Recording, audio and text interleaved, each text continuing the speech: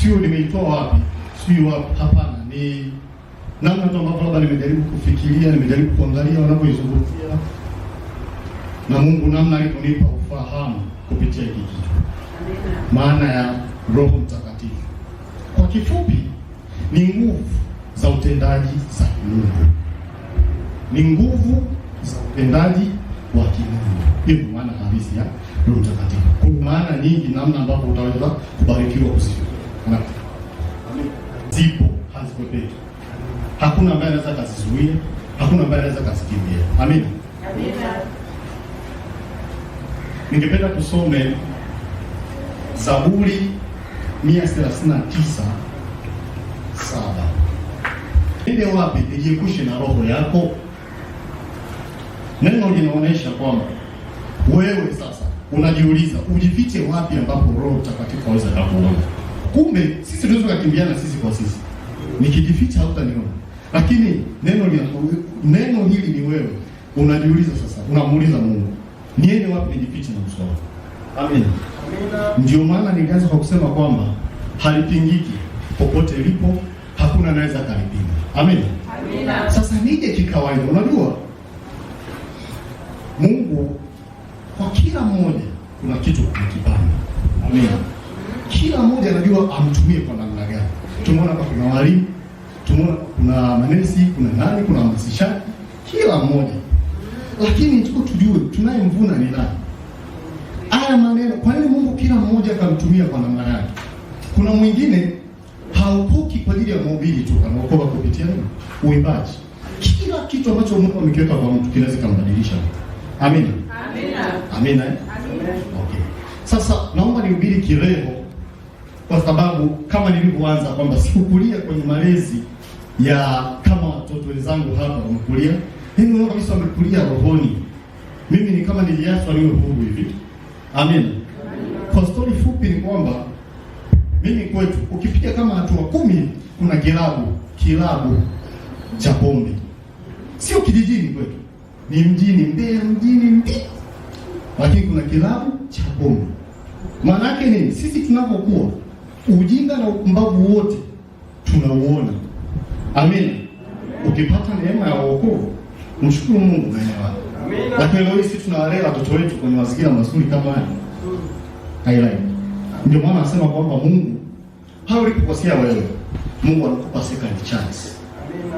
Second chance anakupaje? Mimi nimeshakuwa mkubwa. Second chance yangu ni hivi. Ananipa kizazi. Amina. Nina watoto. Amina. Amina. Maana yake kumbe kama nimeona neema hii, basi mtoto wangu asipite nilikopita. Ila apite wapi? Amina. Amina. Sasa habari za Roho Mtakatifu naomba nihubiri kileo kidogo. Nataka kuzungumzia roho. Sasa unapozungumzia roho, binadamu wote tumepewa access ya kuishi na roho kubwa mbili. Amina. Amina. Kwa Kiswahili cha mtaani anasema roho nzuri na roho mbaya. Amina. Roho nzuri na roho mbaya. Roho nzuri ndio Roho Mtakatifu. Zina sifa kuu. Roho Mtakatifu sifa yake kuu haifi. Amina. Ndio maana nasema hata mpendwa akipumzika, akifariki, Roho Mtakatifu bado anaishi ndani yake. Amina. Ndio maana tunahimizana kwamba tufanye nini? Tuokoke kabla ya. Amina. Lakini kuna roho mbaya. Kuna roho mbaya. I say, huyu ana familia kubwa. Ana familia kubwa mno, ana vitoto vya kutosha. Kwa nini tunahimizana kwamba kila siku tuwe watu wa kuomba? Kwa sababu sisi wote hapa tunaishi kwenye uchafu. Tunaishi kwenye dhambi. Amen. Usijione mtakatifu ukiwa hapa. Ukitoka hapo tu umeshavaliwa na haya maroho mabaya. Sasa kwa mtu anaweza kujua roho ni ipi? Tutaona mimi na Roho Mtakatifu. Kwanza tukuonesha na roho wataka vitu pia wako. Amina. Amina. Kumbe kila binadamu ana access ya kuishi na roho ngapi? Roho safi na roho chafu.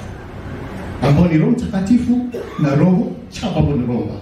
Tunasema Roho Mtakatifu haifi, lakini roho chafu inakufa. Amen. Inaweza ikafa wakati wewe uko hai. Kwa mfano, kitendo cha wewe kuokoka umeshaiua roho chafu. Amen. Sasa usikubali ife na wewe. Nimwambia na familia kubwa, watu huwa ukimfikiria kwa haraka, watu wanajua kwamba nishatimiza kitu fulani, nimeshamwacha. I say, Mungu atupe ufahamu mbele. Amina. Amina. Sasa ningependa nianze kwa kuzungumzia huyu Roho Mtakatifu na sifa zake. Amina. Ina maana kumbe kwa kuwa sisi ni binadamu tumepewa access ya kuwa na roho mbili. Ina maana muamuzi, Mungu amekupa uwezo wa kuamua wewe nani awe dereva wa maisha yako. Tunaongoza na roho hizi. Je, Roho Mtakatifu umemchagua wewe dereva wa maisha yako au ni roho mchafu umemchagua wewe dereva wa maisha yako? Usimshangae mtu anakunywa pombe. Ni maamuzi. Amina. Roho mchafu kaa mbele tuzetu. Amina. Wakati huu wewe unasema ni siku ya kuabudu, kuna mtu anasema leo ni weekend. Amina. Barikiwe. Ningependa nianze kwa sifa za huyu Roho Mtakatifu. Sifa ya kwanza ya Roho Mtakatifu, anaponya. Anafanya nini? Anaponya. Ukisikiza mahubiri ya watu wengi, naomba nihubiri sana kileo kwa sababu na hii nitaeleweka vizuri zaidi. Amina. Kwa nini tunasema anaponya? Kuna mtu hapa anaweza kukwambia kwamba kuna mtu unaweza kaombewa. Mbona nikiombewa siponi? Wapi ni kushika? Mbona wengine wakiombewa wanapona? Ndio pale ambapo tunachukua hatua kwamba hapana, hapa hamna upako wa kuponya. Kwanza niamini sisi. Amina. Unapanda gari lako, si unaenda huko dapo ni makanisa wale wanaotangaza hivyo. Unachotafuta ni uponyaji. Lakini unajua kwamba uponyaji uko ndani yako. Ndio maana kwa mtu amana Roho Mtakatifu akiweza kumtumia sifa namba moja ambayo ni uponyaji, anaweza kujiponya mwenyewe. Amina. Amina. Ndio pale ambapo wewe unachukua hatua, ukiona kuna madhaifu, unachukua hatua fulani ya kuomba na kukuta baadaye huko salama kabisa. Kwa nini? Umetumia sifa namba moja ya Roho Mtakatifu. Amina. Kuna vifungu kadhaa tutaviona huko mbele kwa sababu somo langu limebezi sana kwenye vitu viwili, lakini hizi sifa zingine lazima tuzitaje ili tuzijue.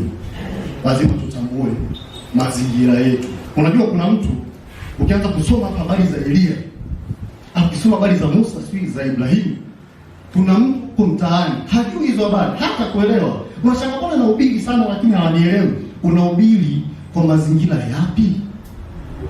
Amen. Unazungumzia utoaji, unaonesha mfano Ibrahimu alitoa Isaka, ambapo ni Ibrahimu bwana. Ameshasema kwamba ndipo kuna namna sometime ilikuwa tunahubiri kwa mazingira tuliyopo. Ukisema utoaji ilikuwa uoneshe kwa namna ya sasa utoaji ni roho ipi. Amen. Amina. Sifa ya pili ya huyu Roho Mtakatifu akiwepo ndani mwako, anakupa furaha. Amina. Amina. Anakupa nini? Furaha. Hivi na hiyo furaha wapendwa, ni kuuliza wewe binafsi, lini ulifurahi? Umefurahi mara ngapi katika maisha yako? Kuna kitu utajicheka wewe mwenyewe. Nikwambia tu wewe mwenyewe, hebu jitathmini, lini ulifurahi? Nikianza kwa mimi, nimeziweka katika level fulani. Kwa mfano, wewe unaweza kujidanganya, mimi kila siku nafurahi bwana, si amani ya Mungu. Wapi? Mbona kuna siku unapita umenuna? Kuna siku mtu anakukwaza unanuna, umsemeshi.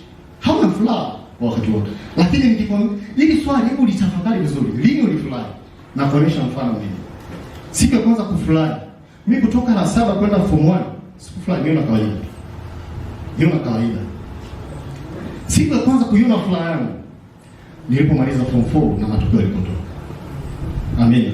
Mimi nilikuwa ninaposoma O level yote, nilikuwa sana nasoma masomo matatu. Kwa sababu nilikuwa dream sana. Physics, hesabu na kemia. Lakini kemia nilikuwa sisomi sana. Nilikuwa nasoma sana hesabu na physics. Nilikuwa naichukulia poa kidogo. Kwa hata kwenye mtihani wote tukifanya nilikuwa naangalia masomo hapa. Na haijalishi hata ukafanya nini. Mengine napata vipi lakini kwa siangalia. Sasa kwa nini nakwambia furaha yangu ilikuwa namba moja hapo? Nakumbuka ni usiku ambao nilijikuta nimefurahi niliposikia nimefaulu kwa kiwango kizuri. Amina. Amina. Sio kiwango kizuri. Nilifurahia kwa sababu kwanza history nilipata D. Tayari kombi zote za hati zimegoma. Amen. Hey, sasa nilikuwa siku hiyo nacheza mpira. Tuko mazoezini. Kuna wenzangu unajua matokeo yakitoka wale wanafunzi wanaanza kukaa vikundi. Yametoka. Mimi niko uwanjani. Amen. Sasa kuna wenzangu kukaa kikundi pembeni hapa, mpira umetoka naenda kurusha. Wewe umetoka. Yaani nimerusha akili iko nje ila niko uwanjani. Amen. Na shauku ya kusikia ni kitu gani nilichokifanya. Kuna jamaa zangu pale wako wanaangalia mtandaoni. Tutajie namba yako. Nataja kunaendelea na mpira. Sasa akaanza kwenye matukio alikuwa amepanga na masomo ya civics ndio inakuwa ya kwanza. Nikwambia kwanza kunitajie. Civics una D. Amen. History una D. Nasema hivi mimi huyu. Wewe umeangalia wewe ni wewe si namba unitaje mwenyewe. Ndio. Akaangalia geography na C. Akaanza kutaja kidogo mama C. Mama C B. Mama C mama A. Nikasema asante Mungu. Nilimuuliza tu kitu kimoja. Kwenye PCN na ngapi? Akasema you do better. Yaani ndio ulifanya vizuri kuliko yote. Tunajua vizuri ni nini. Amen. Ni siku ya kwanza ambayo nilifurahi. Na pia kupitia hiyo dream mimi nilikuwa tangu nasoma nilikuwa nawaza kwamba mimi lazima nikitoka form 4 sitaenda kusoma PCM. Nitaenda moja kwa moja kusoma engineering. Kitu ambacho hakikuwahi kutokea kwenye shule hili. Nakumbuka mpaka mwalimu alichana kwanza fomu yangu akasema wewe unataka kutuprocess, unataka upunguze nafasi za kwenda advance. Akati sisi tunazihitaji tunapata siku. Nikasema mwalimu, ujui ninacho kidream. Hata ukinipa fomu nyingine nitarudia kujaza chaguo langu la kwanza nini? Chuo. Na kweli pale nilifaulu. Zikaja kutoka posti. Siku ya kwanza kutoka posti watu wamepangiwa mashule yao ya advance. Mimi jina langu halipo. Sikuogopa. Haikuwa chaguo langu. Amen. Sikuogopa. Watu wanashangaa, wewe unakosa kwa shule? Mbona unafanya vizuri? Nikasema hapana, kuna kitu nilikichagua, sikuchagua hiyo. Amen. Baada ya siku kadhaa wenzangu wanaenda shuleni, unajua kuna upweke fulani. Hivi sasa na mimi bora ningejaza data advance ningekuwa nimeondoka na wenzangu. Amen. Lakini kaja kutoka matokeo nilichagua mara 4 chuo cha DIT, Dar es Salaam Institute of Technology. Mara moja tu MUST Mbeya University. Amina. Lakini nilikubali mara moja na fani yangu ilikuwa ni mechanical engineering. Nilienda mule kwenye malengo yangu. Amen. Nilifurahi. Furaha ya pili. Amen. Furaha ya tatu nilipomaliza huko chuo ni kama kawaida tu. Maisha nimeyazoea. Amen. Lakini nikitafakari hapa, furaha ambayo ilikuja kuvunja rekodi tangu hapo ni siku ambapo nilimpata my first born. Kijana wangu Jade. Nilijiona tofauti. Yaani unajua hata ukiona mtu anamtekea lakini anampungia mkono. Amen. Una furaha. Yaani unataka kujisemeshwa lakini mtu akamwambia fulani, right? Habari. Yaani unacheka unaona msongo na furaha. Amen. Furaha yangu ya mwisho nilipopata kazi ya upendo. Nani ambaye dream zake hapa sio kupata kazi? Msijifariji kwamba unasoma hilo ndio jiajiri. Hakuna ndoto hiyo. Amen. Kila mtu anatamani chaguo la kwanza mtu anayesoma nikakifanyie kazi nicho kisoma. Hizo ni alternatives zingine kwamba okay, kwa kuwa njia zimeziba basi nitafanya. Umeielewa ninapozungumzia kuhusu furaha? Amina. Sasa usijidanganye kama una furaha wakati unaishi kwenye mchana. Usijidanganye kwamba una furaha kwa kumpokea Yesu, kwa kupokea wokovu wakati uko ndani ya dhambi. Ndio maana tunasisitizana maombi na toba kila siku. Amen. Amina. Hiyo ndio furaha kwa mimi. Haleluya. Sifa ya tatu ni amani. Watu wanataka kutofautisha hivi. Amani na furaha. Mnajua amani? Kwa lugha ya kawaida tu. Amani kama amani. Unaweza kuwa na furaha tu kwa hamna amani. Kwa mfano, tunaweza kupiga hapa story tukacheka kweli jana Arsenal wamefungwa. Akipita naye kudai unajisikiaje? Unajisikiaje mpita mtu ambaye anakudai? Huko unacheka, tunafurahia tu anayekudai anapita. Kuna namna utaona maoni utafikiri umemwagiwa maji. Hauna amani. Amen. Nikija katika mazingira ya kiroho sasa. Unapokuwa huko unaishi katika dhambi unakosa amani. Kwa mfano, umetoka hapa na upako wako. Unafika sehemu unakuta kuna watu wanatenda dhambi. Automatic tu lazima amani kushuka. Neno nasema usiwatenge, hapana. Ndio mazingira waliopo. Ila lazima amani ikudrop. Amani uliyotoka nayo hapa ni tofauti utakayotoka nayo nyumbani. Kuna vikwazo vingi. Amina. Amina. Amen. Sifa nyingine ambayo ni sifa ambapo nimesema kwamba somo langu litabezi kidogo ni hekima. Huyu Roho Mtakatifu ana sifa kuu, hekima. Anakupa hekima. Anakupa hekima. Sasa ndiko tujue hekima ni nini? Amen. Humu kwenye jamii tunayoishi tuko tofauti wapendwa. Hata darasani mkiwa unapiga kelele au mwalimu anasema fulani aje asome hapa, au kwenye presentation, kwa hapo wengi ni wanaviwe kwenye presentation, kuna mtu akisimama akiwa anaongea mtu automatic wote mmekaa kimya. Kwa nini? Kuna mtu ananyamazisha? Hapana, kuna kitu ndani yake. Amen. Kuna kitu ndani yake. Sasa tuangalie hekima. Naomba tusome Zaburi 111:10.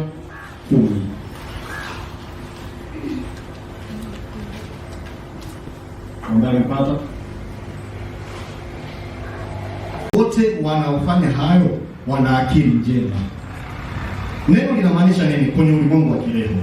Unajua tukibesi ulimwengu wa zamani siko vizuri sana kwenye zamani, ila kileo kidogo na tango kwa soliko kwenye jamii. Cha kwanza tumesema kwamba tumche Bwana. Ni chanzo cha nini? Cha heshima. Lakini neno linasemaje? Wote wafanyao hayo wana akili njema. Wote wafanyao hayo wana akili njema. Kumbe wote sisi tuna akili. Je, tuna akili njema? Akili yako ni safi ila ipo kwenye virus. Amen. Wote tuna akili. Je, tuna akili njema? Amen. Ndio kumbe hapo tunatofautiana, mimi na wewe na jirani yako. Hata mtihani uwe mwepesi au mgumu vipi, atapatikana wa kwanza na watatu mwisho. Kwa nini? Sio kusema kuna ambao hawajui. Kwa mfano, nyinyi hapa mko chuo kikuu. Ukiangalia chuo kikuu unakuta almost wote ni waliotikisa vijiji vyao. Yaani huyu anatoka kupata 1, huyu 2. Yaani kila mmoja hapa ukimrudisha kwao anamuogopa. Akipitia kaka. Yaani hata wazazi watoto zao wakiwa wasema huyu mwanangu ni rafiki yake Frank, anasema huyu ndo rafiki yake. Amen. Kwa sababu wanajua kwamba yuko vizuri. Amen. Lakini wakija hapa inakuwa unaweza kukuta Frank na baba wa mwisho. Huyo ambaye kwao wanamuogopa. Lakini hapa unaweza kukuta ndio anapata 2. Amen. Sio kusema ni mbovu. Amen. Kwa hiyo kumbe tunapaswa tumche Bwana. Maana ni chanzo cha nini? Cha hekima. Cha pili, tukishamcha Bwana, akili zetu sasa zinakuwa njema, maana zinakuwa salama, haziingiliwi. Amen. Ndio maana hata tunapokaribia kwenye mitihani, kwenye tukio lolote, sasa jamani tufanye maombi. Kwa nini tufanye maombi? Tunaomba ulinzi wa Mwenyezi Mungu aizingie akili yetu, ufahamu wetu. Amen. Kwa mfano, angalia sasa kwenye hekima hapo kwa mazingira ya kawaida. Kwa mazingira ya kawaida. Tunataka kupewa topic moja. Wote tukija kuzungumzia. Kila mmoja atakuwa na uzito wake. Pale kwa kwamba nani ana hekima, nani ana hekima. Amen. Amina. Okay. Naomba kuna kifungu kingine naomba tusome Mithali 1:7. Mithali 1:7. Bali wapumbavu udharau hekima na adabu. Ukidharau hekima utakuwa nani? Mpumbavu. Yaani ndio definition ya mpumbavu. Mpumbavu ni mtu ambaye si kusema ana akili. Akili anayo, ila kuna kitu amekisahau. Kwa mfano, nyie hapa wote hapa sisi ambapo tumesoma huko. Mwalimu alikuwa akiuliza swali. Kuna mtu akinyosha mkono, mnaanza kucheka. Mnajua tu ataharibu. Amen. Mnajua tu ataharibu, amenyosha swali. Amen. Kwa sababu gani? Ukisahau hiki, yaani ukipuuzia hiki, unaangukia kwenye nini? Kwenye upumbavu. Nani hapa anapenda kuwa mpumbavu? Wote tunatamani tuwe na akili njema. Amen. Amen. Mungu asifiwe. Amina. Haleluya. Amina. Asante. Naomba nionyeshe mifano kadhaa kwenye hekima. Umeshaiona kwamba kuna mtu anataka kuambia kwamba mimi hata Sasa niseme labda niende kwenye jenda kidogo, kati ya wanawake na wanaume kwenye mashindano ambayo tunakuaga huko za shuleni, hao wapi, wanawake wako nyuma sana kwenye kujiamini, ila ni jeshi kubwa. Amina. Ila kwenye kujiamini ni mpo nyuma sana. Kwa mfano, tukisema kwamba mama dada leo utahubiri, mimi sijaenda hapa. Amina. Mimi siwezi hapa. Uwezi nini? Mbona unaimbaga? Mimi siwezi. Amina. Amina. Haujiamini. Amina. Lakini mnazungumzia sasa kwenye mazingira ya shule, wale ambao mnafanyaga presentation, kuna mtu mkiwa mtaani ana kelele vibaya mno, ukimleta mbele ya umati asikiliziki. Ukiona una kipaji cha kusikilizika, ndio ndani yako kika. Ukiweza kusimama kwenye vurugu ukaongea watu wakatulia, ndio ndani yako kuna kitu. Amina. Ndio pale ambapo watu wanakuona kwamba wewe ni kiongozi. Kwa nini?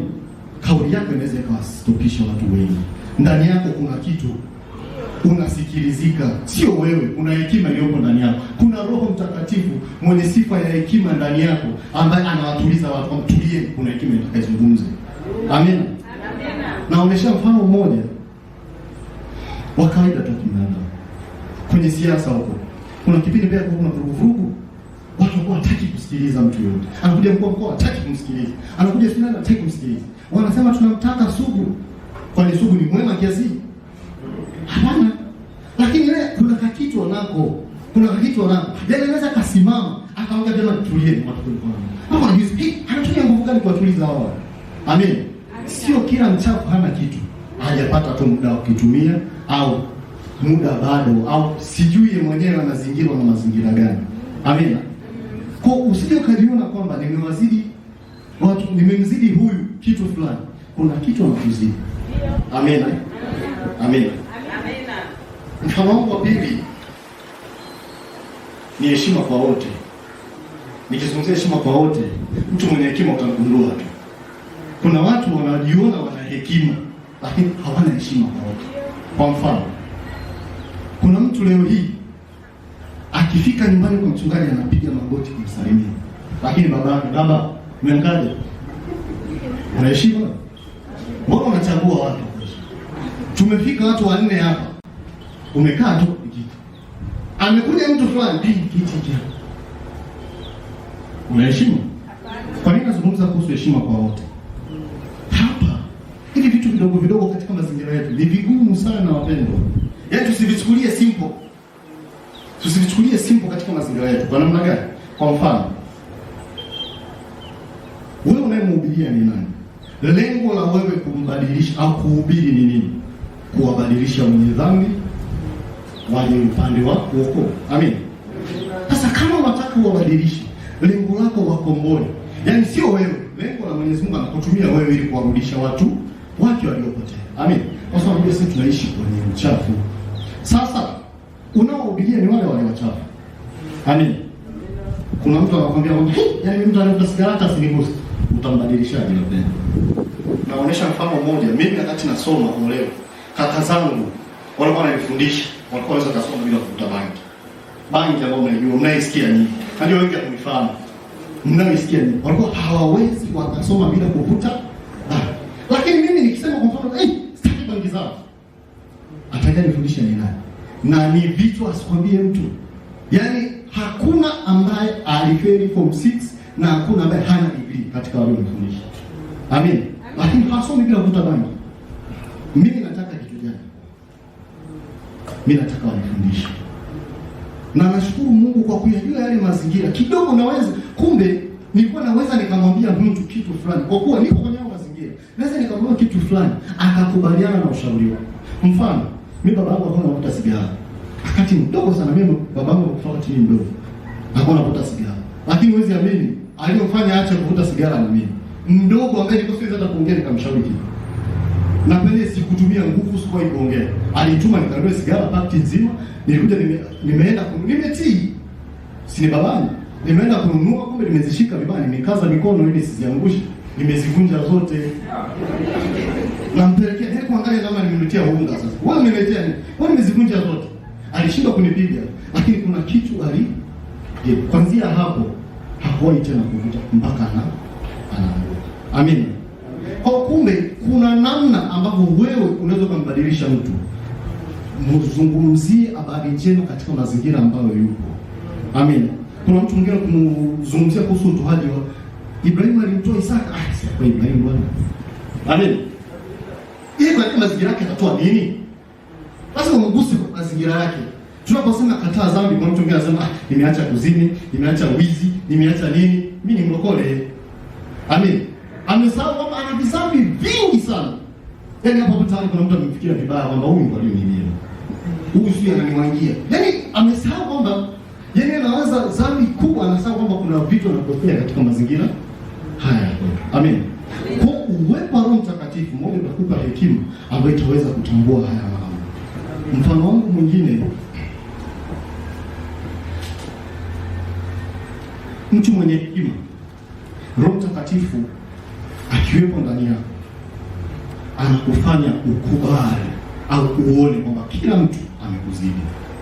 Kitendo cha kumheshimu mtu wewe, maana yake umekubali kwamba huyu kanizidi. Ndio maana hata ukikaa kwenye kiti akija mzee unamwepukia. Kwa sababu gani? Kuna vitu kakuzidi umri, kakuzidi sio nini, si ndio? Amen. Unamwepukia. Huyo ndio mtu mwenye hekima. Amen. Maana yake nini? Ukichukulia kwamba kila mmoja amekuzidi, utamheshimu. Hata mtoto mdogo hapa, mimi ndio maana nimeanza kwa kukiri. Wale watoto wameshika vifungu. Wamenizidi. Mimi siwezi, sina uwezo huo. Sikukunjwa wakati mbichi. Amen. Amen. Kuna madhara. Ndio maana hata mimi mpaka nafika chuo kikuu. Sio kusema akili sina. Niko vizuri. Ila niko vizuri kidogo kwenye maswali ya kupambanua. Kwenye maswali ya definition mimi ni mbovu, hakuna mfano. Nilikuwa naweza nikashika karatasi hapa, chumba cha mtani, nashika hapa definition. Naingia hapa nimesahau. Yaani nimeanza karatasi pale naingia, nalikuta swali, nasahau. Amen. Sijawahi kuonea kwenye maswali ya definition. Kwa nini? Sina uwezo wa kuframe.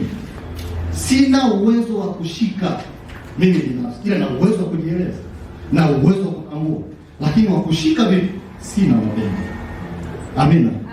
Kwa maswali ya definition yani, nilikuwa kama sijajiongeza.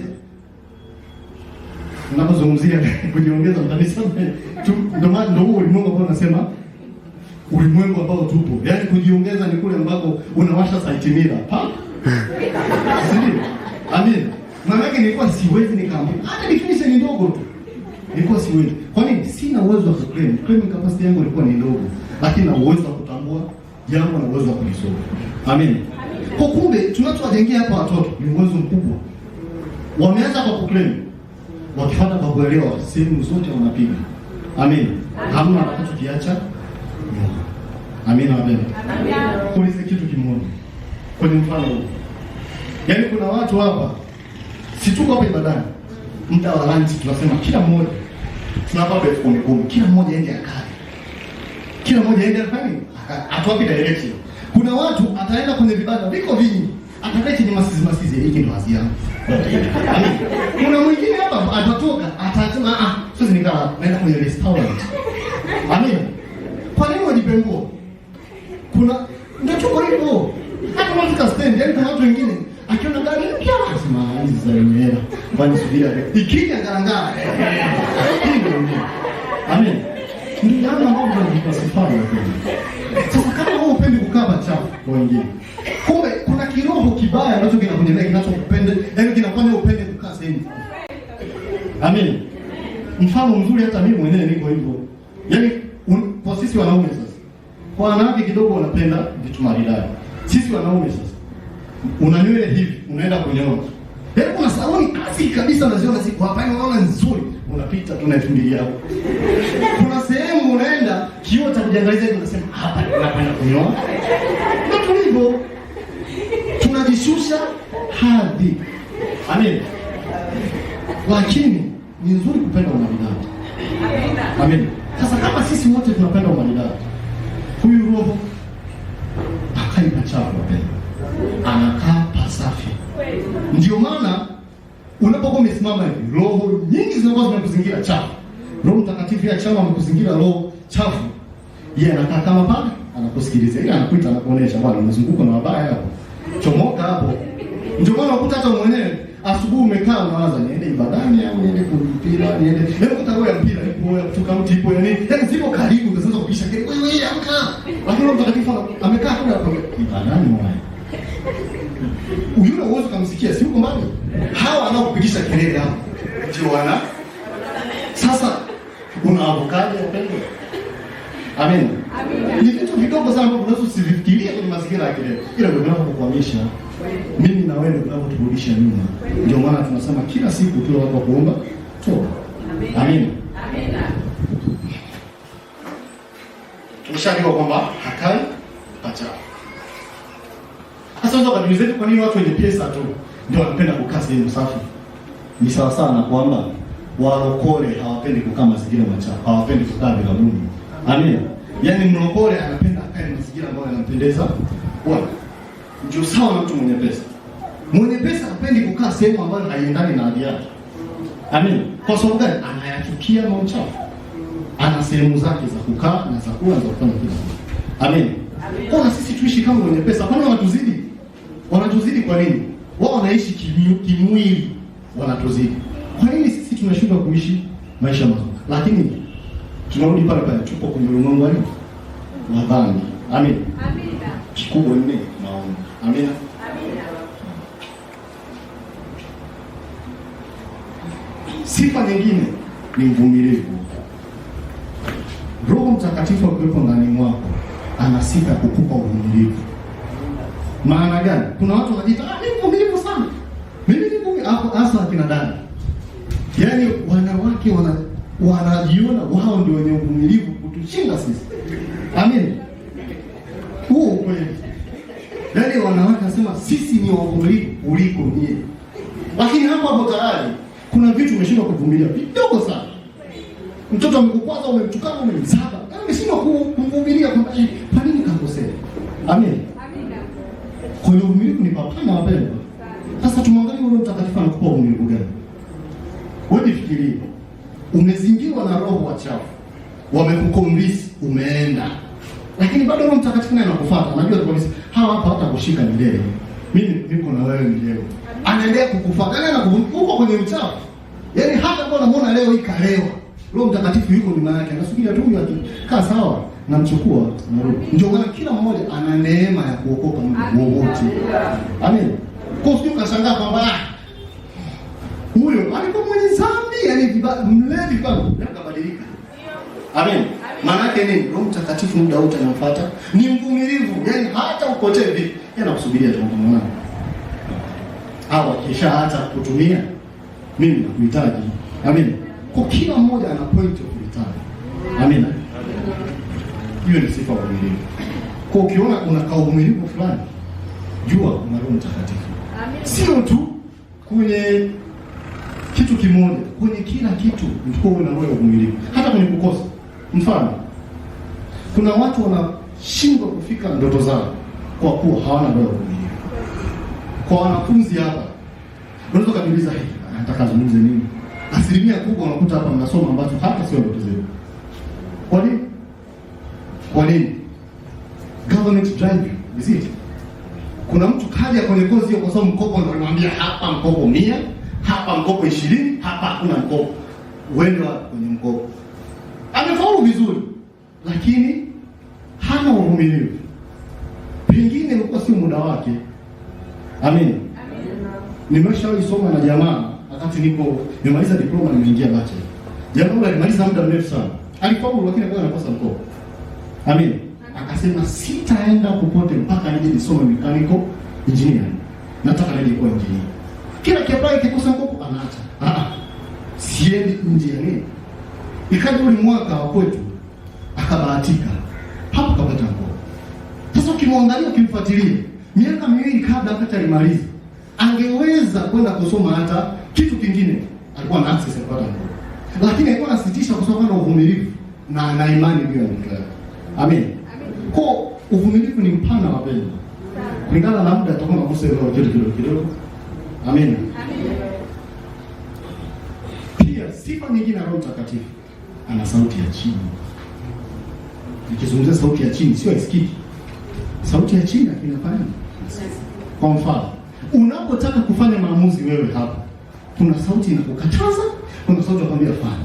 Kama ni kizuri, sauti ya hapana, huwezi, inakuwa kubwa kuliko ile inakwambia jaribu, utaweza. Amen.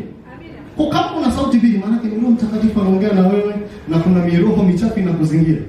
Una kama milioni moja umekopa. Amen. Umekopa. Tunaathirika wapi? Umetoka kuchukua mkopo milioni moja hapa. Umeweka mezani. Sasa unasema leo lazima nile vizuri.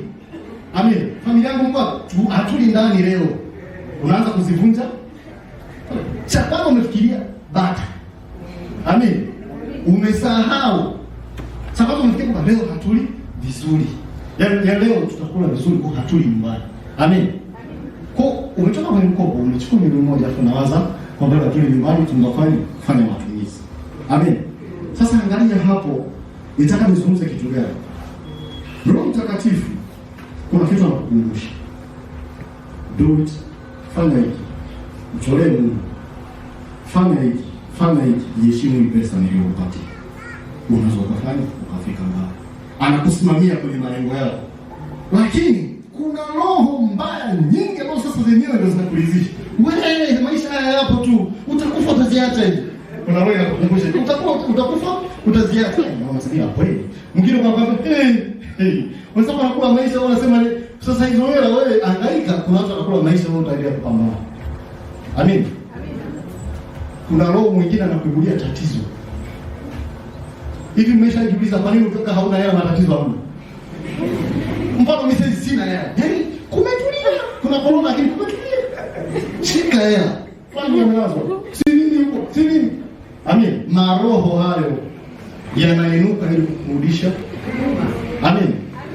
Maombi ni muhimu. Amen. Pia sifa nyingine ya Roho Mtakatifu ni ukweli. Unapotaka kumdanganya mtu, kuna kadhamira fulani kawaka na kuhukumu kwamba ila wewe. Ndio hapo katawali. Kuna mtu anapokea simu kwenye gari. Nimeshafika, niko. Hata wewe ulio pembeni unamwona. Mtu anakuambia kwa mfano labda sifa Kikuyu. Amen.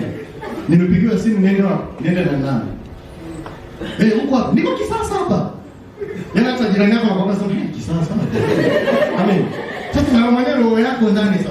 Jirani anakuambia hapa ni Kisasa na wewe roho mwako nitafika kweli Kisasa.